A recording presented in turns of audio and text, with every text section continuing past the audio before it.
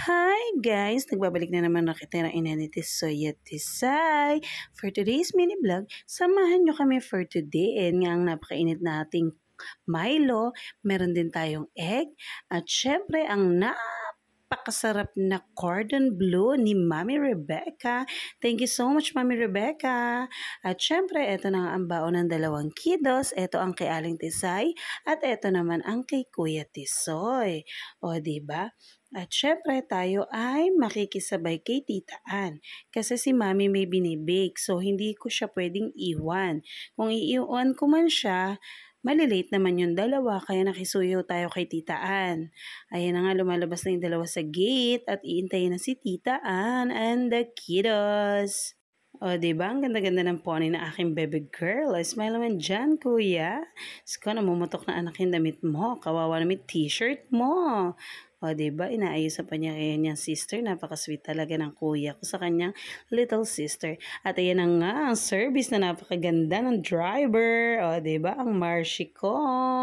Kasama ang kanyang kambalag. O, diba? Kaway-kaway naman dyan, Siron. Ayan si Chichi. O, diba? Ayan na, sasakay na ang dalawang bagets. Ayan. Pasensya ka na titaan sa abala. Maraming salamat sa iyo. Bye-bye guys. Ingat kayo ha. Dahan-dahan lang titaan. Salamat po. Bye-bye. O, diba? Ayun, papasok na sila sa school. At ayan na nga po, ito na ang ating mga binik. O, diba? Bonggang-bongga sa lasa yan, guys.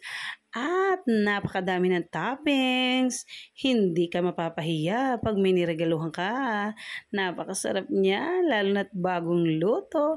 Yung iba naman gusto galing sa rep. Masarap daw yan, lalo na sa kape. Ako kahit saan i-partner yan. Ako napakasarap talaga. At syempre, sili for today. Ayan na nga ang ceiling red. At syempre, eto naman ang ceiling green. Ayan na nga.